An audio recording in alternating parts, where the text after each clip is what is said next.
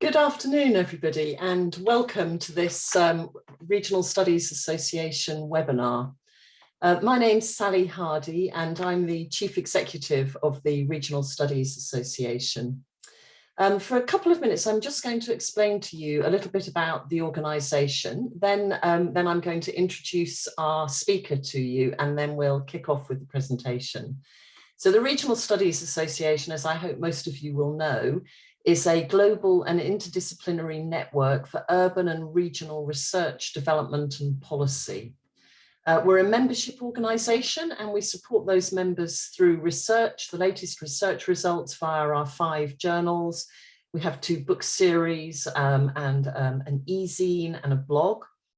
We also provide networking spaces and spaces where you can improve your own networks and your careers. As a response to the current global crisis, which has just recently intensified, of course, the RSA board put in place initiatives to support its members and the wider community.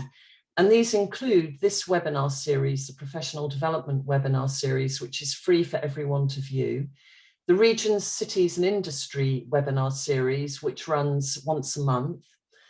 We've also pivoted some of our research funding into funding small grants that address the impact of the pandemic on regional development and policy.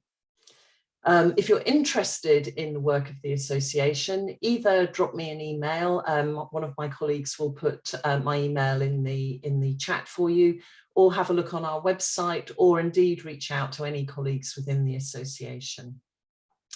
So we have some housekeeping announcements. This webinar is going to be recorded and it will be made available to members in the RSA lounge. If you have any questions as we go through the presentation, please put those in the Q&A box and I'll pick those up for you. If you want to tweet from the presentation, that's fine. Please use the hashtag RSA webinar and then we can pick up your tweet. Now, before I move on to introduce Sarah Robbie, let me welcome the participants from the RSA Winter College, which is running yesterday and today. So welcome to this session of your college, and we look forward to your participation and engagement in it. So moving on to introduce our speaker today, it's the wonderful Sarah Robbie. Sarah works for Taylor & Francis, who are the publishers of the RSA journals under the imprint Routledge. Sarah is the head of research integrity and ethics at Taylor & Francis, so actually no one better to give us this presentation today. And she's got a great many responsibilities, but including providing advice to journal editors and editorial teams. She's also representative on a number of external industry bodies, like the STM Working Group on Image Alteration, and on the COPE Working Group, looking at, that's the Committee on Publishing Ethics Working Group, looking at author name changes. And is also on the Taylor & Francis Commitment for Action on Inclusion and Diversity in Publishing. So Sarah, I think you are uniquely qualified to kick us off today, and I'm really looking forward to your presentation. The floor is yours. Brilliant. Thank you so much for having me. I'm going to share my screen, so bear with me to make sure that this works correctly. Can everybody see the screen okay? It's coming. Yeah, it's there. Brilliant. Okay, so we'll talk about the following areas today. We'll look at some of the most common issues that arise in publication ethics and that you will see as a researcher. We'll look at authorship and affiliation, consent to publish. We'll cover duplicate publication and plagiarism, and then I'll wrap up with a few top tips on avoiding problems, and then we'll have a Q&A session at the end. So here we have a list of publication ethics issues that we see in cases that are submitted to our publishing ethics and integrity team at Taylor & Francis. So you can see that these range from authorship and affiliation misrepresentation to paper mills, plagiarism, and peer review manipulation. So a wide variety of things that will cross our desks. But as I said, the few that we're going to focus on today are the ones that are most likely to trip you up as a researcher. So we'll start off with authorship. So authorship can be a very difficult issue to resolve. And to minimize disputes, best practice is that authorship criteria are decided upfront in a project and communicated to all the researchers participating in that project. So understanding what you need to do to be an author in a paper coming out of that project. You should also understand the authorship criteria of the publisher or journal that you're submitting to, so you understand what they find to qualify as authorship on an article. So I've got here on screen the Routledge and Taylor and Francis authorship criteria. So you can see that the first element is making a significant contribution to the work reported. So you have significantly contributed by maybe conception of the study, designing it, maybe you've been part of acquiring the data or analyzing this and interpreting it, or you could be involved in all of these areas as part of your project. You should also have been involved in drafting or writing the paper, or substantially revising or critically reviewing the article while it's being written. So you know what content is in the article that's being submitted. Number 3 seems like a very basic one, but it's surprising the number of authors who haven't agreed on the journal to which the article will be submitted. And it can cause problems where authors kind of go away and submit to 2 different journals without having had that discussion with each other. 4th, you should review and agree on all versions of the article before submission. So we've already discussed that as part of item 2, but also during revision and the final version that's going to be accepted for publication, and any significant changes that are introduced during the proofing stage. So again, this is about you being aware of the content of the article. And lastly, all authors agree to take responsibility and be accountable for the content of the article. So if an ethics question comes up about the accuracy or integrity of the published work, it's not just the corresponding author's responsibility to help resolve that question. All authors are responsible. So this guide to defining authorship can be found in our editorial policies, and I'll round up with that towards the end. So what are the issues in an authorship dispute? Why are they so tricky? Well, they can't be easily resolved by a publisher. So if the article is under peer review, we'll halt the review process until all authors are agreed on the author list of the article. Consensus needs to be reached by all authors, and that includes any authors who are being added to the paper and any authors that are being removed. Everybody also needs to agree on the order that the authors appear on the article. If the authors can't reach consensus, the contributions to the article of each author cannot be agreed between them, typically we need to raise the dispute to the institution for investigation and resolution.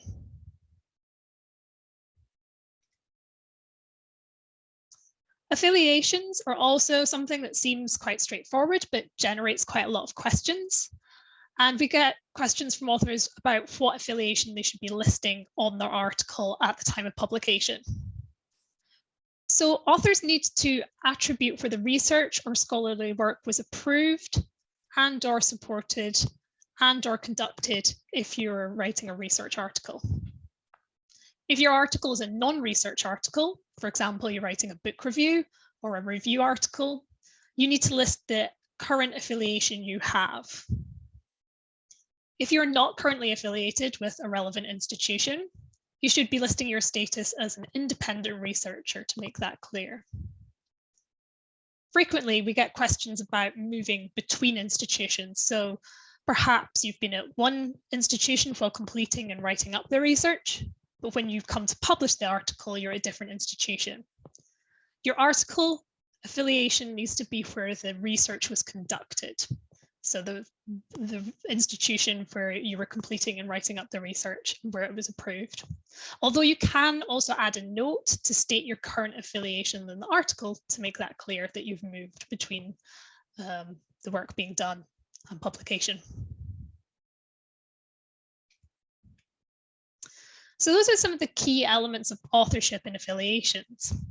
I'll now move on to consent to publish, which is certainly a case type that we've seen increase, where people are querying if consent to publish was actually received. So consent to publish is sometimes confused with informed consent to participate in the research. Consent to publish is required to publish identifiable information about a study participant. And even if somebody is not named or an image of them used, this can include data points that can be combined to identify them. So quite frequently, occupation and organization are listed, and the individual hasn't given consent to publish, but they can still be identified from that information fairly easily. Competency to consent must be considered. So guardian consent will be required for children under the ages of about 16 to 18, depending on national laws. Guardian consent is also required for incapacitated or vulnerable individuals. If you're publishing identifiable information about a participant, you will need to state in the manuscript that consent was obtained, so that is clear to readers and to the editor of the journal. We have a copy of our consent to publish form on our author services website, and authors can use this to obtain consent from participants to publish their identifiable information. If a query about consent to publish identifiable information comes up about your article, and this could be during peer review or after publication, we may ask for a copy of those forms, and we will hold them in and destroy them when no longer needed. One type of consent to publish that is often overlooked is being named in acknowledgements. And again, this is something that has come up increasingly frequently over the past couple of years. So it might seem like a very nice thing to do for somebody, but you need to make sure you've notified someone that they're being acknowledged in the article. First of all, it may help prevent an authorship dispute arising when trying to get your article published, because you're having that conversation early on about what the contribution was to the article. And it also gives the person being acknowledged an option not to be named, which does come up particularly for political or personal reasons that they might not want to be named in the article or associated with the content. If you're submitting to a Routledge or Taylor and Francis journal using our submission portal, you will be asked to confirm that you have consent from those who are being acknowledged in your article.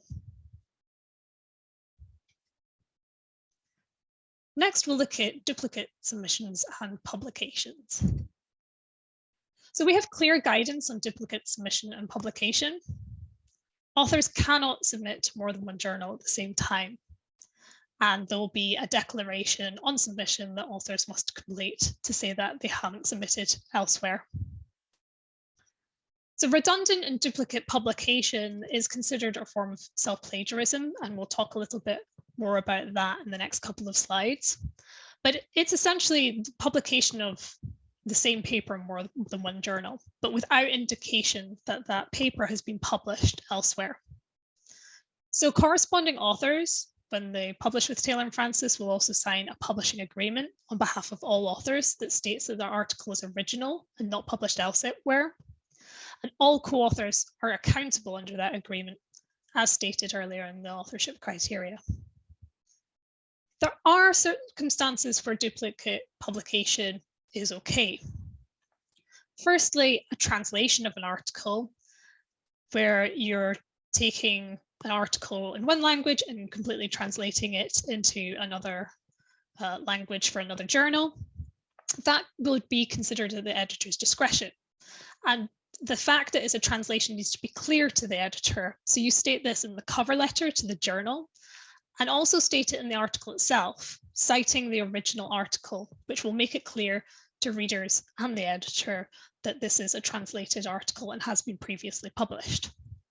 You'd also have to ensure that you have all necessary permissions to republish the translated article. So looking at the previous article and seeing if there's a copyright holder attached. Data that has been presented at conferences can be submitted as a journal article. So these would generally be short abstracts that have been expanded into journal articles. So generally additional new material added, but based on the data that's been presented. You can also post your article as a preprint, and this doesn't count as dual publication. Ultimately, transparency is key. So any previous full versions should be referenced within the main text to ensure the editor is aware of it, as well as readers, as we mentioned. Very briefly, what is a preprint? A preprint is also known as the author's original manuscript. So this is the version of your article before you've submitted it to a journal for peer review. So as mentioned in the previous slide, it doesn't count as duplicate publication. You should be aware though, if you're submitting an article to a journal with a double anonymous review process, so the authors don't know who the reviewers are, and the reviewers don't know who the authors are, you should be aware that a reviewer may be able to find your preprint if you've posted one, and therefore find out your identity that way. We do find, however, that most authors are happy to continue the review process with their preprint still remaining posted. Next, we'll move on to plagiarism and text recycling. So as many of you will know, plagiarism is defined by the Committee on Publication Ethics here as when somebody presents the work of others, so this could be data, words, or theories, as if they were their own and without proper acknowledgement. So data, images, words, ideas from any materials in digital or print formats, including books and websites, such as blogs. The use of any such material, either directly or indirectly, should be properly acknowledged in your article in all instances. We use Authenticate to detect text plagiarism, as many publishers do. If we receive an allegation of plagiarism or self-plagiarism or text recycling, we'll investigate it with the editor of the journal following the Committee on Publication Ethics guidelines. If the allegations appear to be founded, we then will reach out to all named authors of the paper and request an explanation for that overlapping material. We may also ask that editorial board members and the author's institution assist in further evaluation of the papers and the allegations. So self-plagiarism and text recycling is a redundant reuse of your own work. So again, looking at text, data, and images, and this includes text translated from another article, which is why it's so crucial that if you're doing a translation, you're properly citing it. The issue with this is that redundant reuse creates repetition in the academic literature. So it can skew meta-analysis if you publish the same data sets of multiple times and making it look like new data every time. So we've already been over redundant duplicate publication, but another type of self-plagiarism is salami slicing.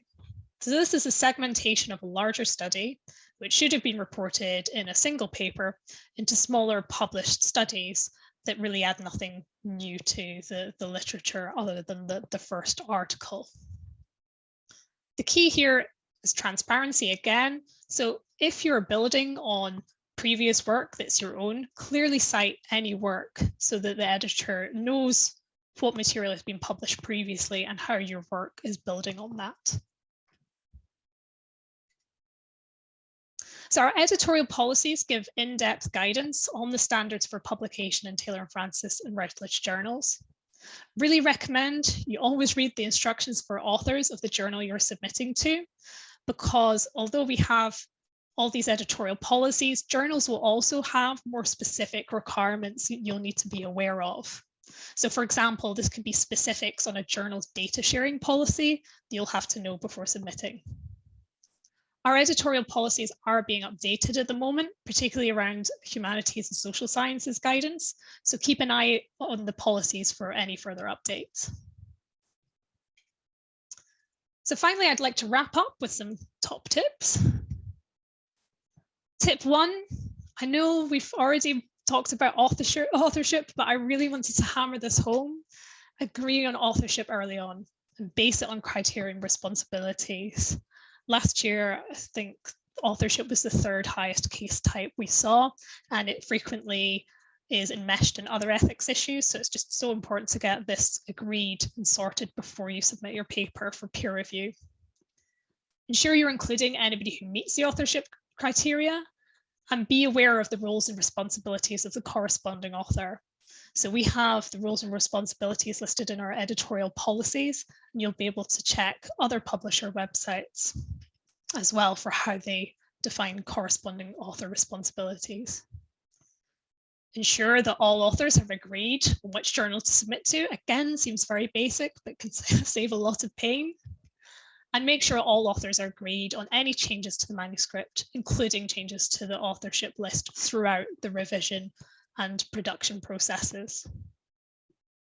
Make sure that if you're a co-author, that you also are declaring relevant funding and competing interest declarations.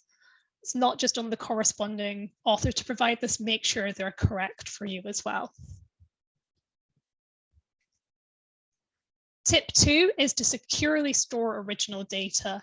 And certainly this is another ethics issue that we're seeing more frequently, those requests to see original data. So ensure all original data, including any images you're publishing, are clearly labeled and stored. And be ready to share those files with the journal editorial office upon request. This can happen even after publication, so it's important to make sure that you're keeping that data. If you're sharing data sets, ensure that they are de-identified so that the anonymity of participants is being protected. Again, it's surprising sometimes that authors tend to miss some of the details of those data sets, so make sure you're de-identifying before sharing. Check mandatory requirements. These may change by journals. So obviously have a look at the editorial policies, but make sure that you're looking at the journal homepage for any further requirements they might have. So this can include confirmations about originality in the article, any mandatory data sharing or data deposition policies that they have. And certainly data policies are sort of increasing across many different journals. So you absolutely want to be aware of that before submitting to a journal. Make sure you're including declarations on ethical conduct of the study.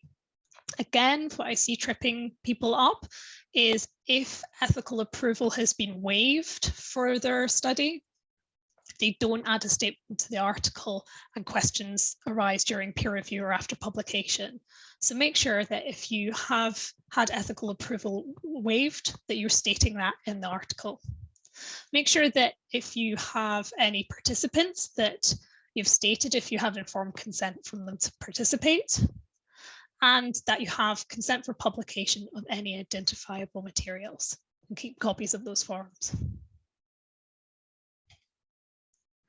Finally, cite all relevant sources and previous versions and make sure you've obtained permissions for reuse. So prior to submission, make sure you're checking your manuscript for citations, that those are all correctly in place. Make sure that you've been citing appropriate, balanced, and relevant sources. If you have a previous full version of your article, for example, a preprint or a translation, make sure that's been cited and that you've got permissions for the translation, or indeed for any images or models provided by third parties. Again, I see that tripping up authors quite a lot, that they haven't obtained the permissions for images or models before publication.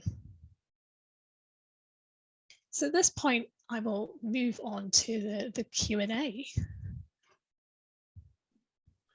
Lovely. Thank you very much, Sarah. I think you gave us a masterfully effective walk through some of the challenges of publishing ethics. And I kept a bit of a checklist to see which problems I've come across in my 35 years managing journals.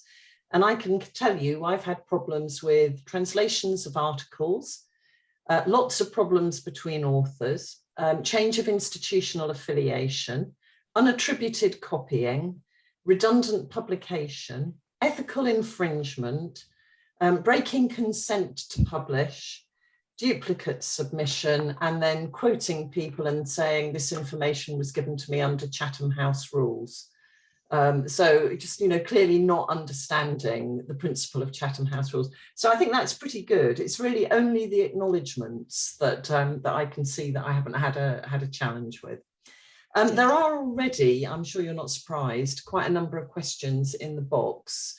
And I'm going to start with questions around authorship because there's a couple of linked questions there. So the first is asking you to explain the significance and the meaning of the order of the author names, especially if there are 3 or more authors. So what are the options? Well, it's a very good question because it very much varies by field. So typically in STM, you'll see that the first and last authors are the most important positions. Usually the first author is the author that's contributed the most, and the last author has maybe been more of a senior supervising role. For other subject areas, the authorship order isn't just an alphabetical order, and that simplifies everything. So it will very much depend on the norms of the subject area. And if you do have any questions about that, speaking to the journal editor of the journal you'd like to submit to and finding out what they would expect from an authorship order is the best way to find out what's appropriate for the submission that you'll be making. Yeah, I think you've probably covered the second related question, which is that if there's been an equal participation by 2 authors, is putting names in alphabetical order the norm?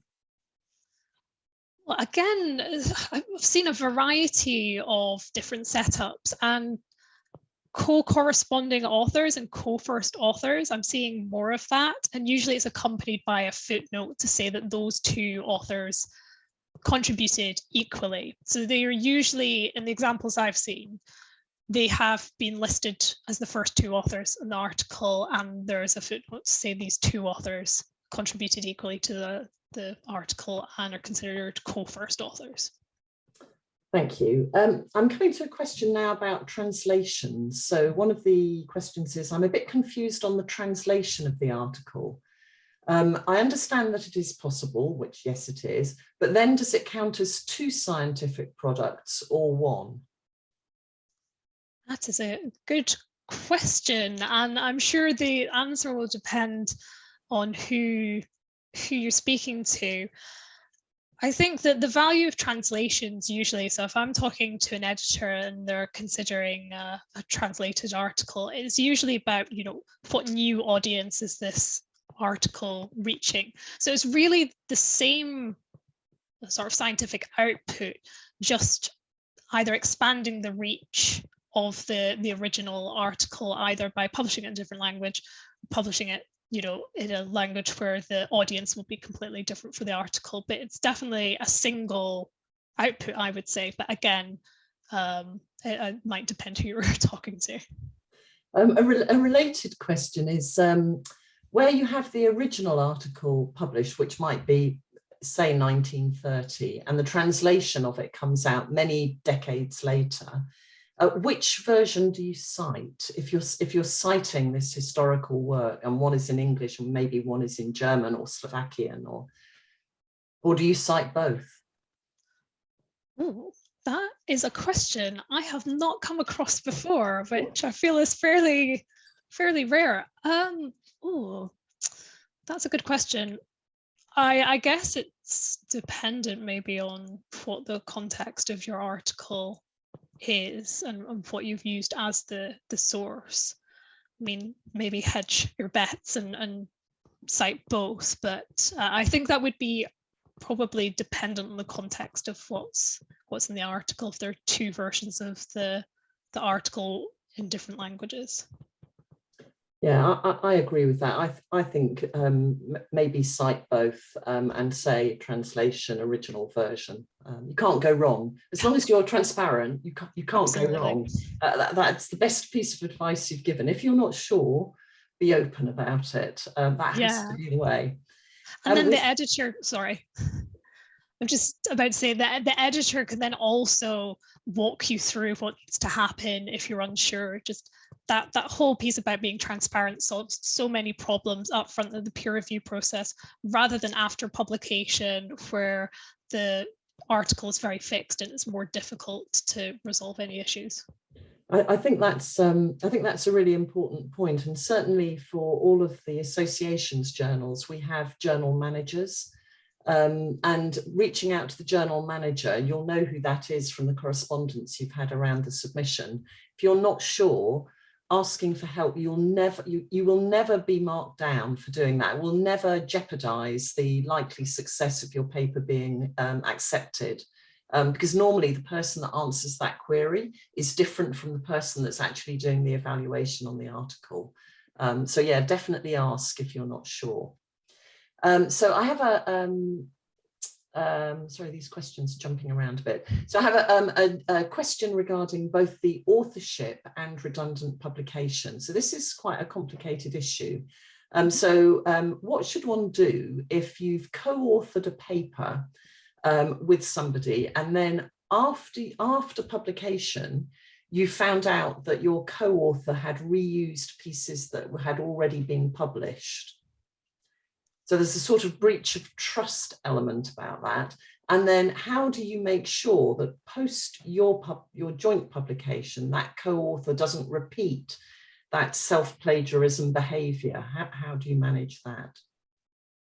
So a scenario where one of your co-authors has reused material from an earlier publication of their own, I would get in touch with the journal to make them aware, and they would be able to investigate and either provide a correction. So sometimes in these cases, it might be that a correction would be issued to make sure the earlier material was cited. They'll be able to investigate the issue and advise on like the best way to handle that situation. But I understand that obviously it's a very sensitive situation and not the easiest to manage. So No, my advice would be speak to the journal editor. yeah, I agree with that. It comes under poor behavior, really. So another question is, can you help me to understand the self-repeating, so self-plagiarism? I have a research based on a database that I constructed myself. Is it okay to publish 2 or 3 articles based on this data set using different aspects of the data, but the data set and the methodology would remain the same? This is a good question, and I'm going to point to some resources that are quite new, which have come out of the text recycling project. So this is a project where our Director of Publishing Ethics and Integrity at TNF has been involved and has taken expertise to draw up new guidelines for researchers and for editors about the most appropriate ways to reuse materials. So I'll try and find the link and then pass that on to Sally so that you can circulate that afterwards. Yeah. But it's, it has a lot of really useful guidance, and it's not necessarily sort of, do this. It's sort of questions to consider about, is it more appropriate to condense this into a paper, or, is this maybe more appropriate as other multiple publications. Again, I'd also advise speaking to a journal editor if you're unsure, if you're looking to submit a paper to their journal and want to clarify if they think this publication is appropriate for the journal, or if 2 publications would be appropriate. Again, it's all very context dependent. So asking questions, it is sort of the best way to find out what's acceptable for a journal.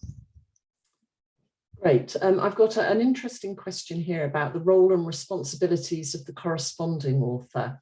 So I know the questioner, she's usually my PhD researchers are corresponding authors, and we go through the submission process together. I fear, however, I may have missed flagging their total responsibilities. Thank you. So it's making sure that corresponding authors understand what their responsibilities are in the round. It's a good question.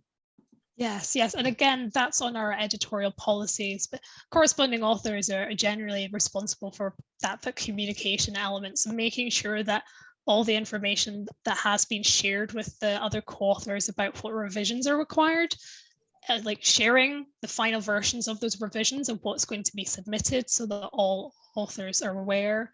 Again, see so many issues with that where what was agreed on submission and then through subsequent revisions is maybe changed, and then the article is published and somebody says, wait a minute, that wasn't the author order we agreed on submission and things have changed. So making sure that everybody's on the same page and communicating so that they know exactly what's happening in the review process. I've got two questions, Sarah, related to consent. They're both slightly different. So the first is, could you talk about consent to publish? How does this differ from consent to participate, which often includes specific statements about the future of data and dissemination? Mm-hmm. So the consent to publish is really about identifiable material and being identified in an article. So it's an additional layer of consent that cannot be waived by an institutional ethics committee. It's a publisher requirement to make sure that we are fine to publish information that potentially identifies somebody, whether that's a photograph or, as I mentioned, what we're frequently seeing are maybe interviews with individuals and then their job title and their organization being used, but not their name, but they're still very identifiable, and individuals coming to us and saying, well, actually, I didn't give permission for that information to be published, even though I agreed to take part and be quoted. So you can agree to take part, you can understand that a journal article will come out of that piece of research, but it's crucially that being identified in the article. So the form that we have on our author services website is very clear and asks that the author has shared the paper with the participants so they know exactly what is being published about them. Thank you. And the related question on consent, is somebody wondering about participants' consent, whether it's consent for research data material, for example, for interviews, or if they have to provide explicit consent for data to be published, even if it's anonymized. She was also wondering whether data in articles would count as commercial use. So that's a different question. I'll come to that separately. Let's deal with the participants' consent, even if the data is anonymized. If the data is anonymized, consent to publish isn't required. So again, sort of drilling down into consent to publish is around the identifiable material. So if you have an informed consent process where somebody's agreed to take part and understands the potential outputs of the research, that's sort of covered there, and anonymous, data publication is covered by that. But it's where consent to publish the identifiable materials where we want that extra layer of consent and the additional form. The next question is interesting, and it's not one that I've come across, which is this questioner has received consent to use archival pictures in her thesis, but is asking then, does that consent carry across if she wants to then publish from her PhD work into a peer-reviewed journal, or would she need to reapply for consent? Ooh, I know. good question. I think it would depend on the permissions around the archival material. I think this is a question there'd be further follow-up questions before I could give a sort of a final answer, but it would depend on what permissions were around that archival material in the first place, who has given access to that, what the agreement was around the access, because what we find is that third party permissions element. If somebody else holds the rights to the material, making sure you do actually then have permission to publish that from the rights holder. Yeah, so you'd want to know a little bit more detail around who owns the rights to that material first. Yeah, I think that's one to check. That sounds to me like a little danger zone. Definitely check. Thank you for that. Yeah, the last question in this section is around people that are seeking to get a PhD through publication, and where different articles are being published from different parts of the doctoral research. The concern is how do you manage to avoid self-plagiarism? I don't know if you have any general remarks about where the line lies, about what's fair to do and what isn't. I think, again, this all comes down to transparency. So you can publish thesis work as journal articles, but it's making sure that that is really clear when you're submitting to the journal that you previously published this as part of a chapter. Obviously, there'd be some changes to turn it into a journal article. So there might be new material that you've added in perhaps anyway, different structure for it to become a journal article. So there will always be sort of changes between the material, but you just have to be very clear that it is based on a thesis chapter. But that should be fine then for publication. Is again just being really transparent with the editor about what previous works have been. Fine. Well, thank you very much, Sarah. I feel as if that was kind of 20 quick fire questions. I think you passed that examination with your years of experience. I would like to thank our participants for asking such a varied number of questions.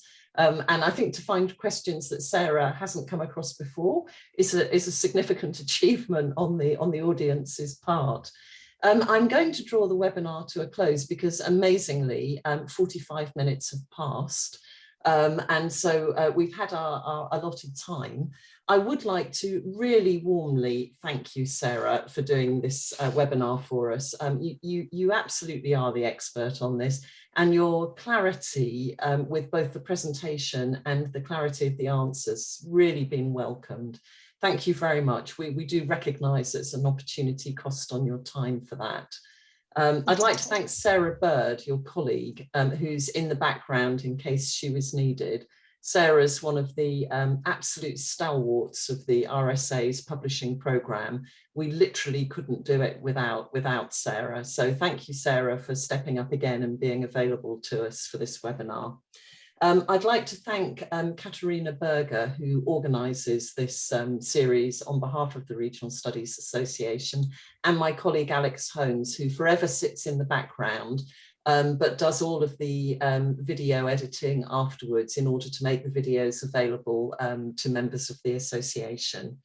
I'd like to thank the members of the RSA Winter College for coming along, and I've seen several of you have participated actively with questions. It's absolutely great to have you as part of this webinar. And then finally, I'd like to thank again the audience for participating. And I hope that you've all learned something of this. And if you take one thing away from this session, it would be, if you're not sure, ask for advice. You can ask your publisher, you can ask your journal manager, you can ask the editor of the journal, and nobody will think less of you for checking. It's much better for all of us if we're able to answer the questions before the problem lands on our desks. So that would be my final piece of advice on publishing ethics. So thank you very much, Sarah, and I declare the webinar closed. Thanks very much, and goodbye, everybody. Thank you. Thanks so much.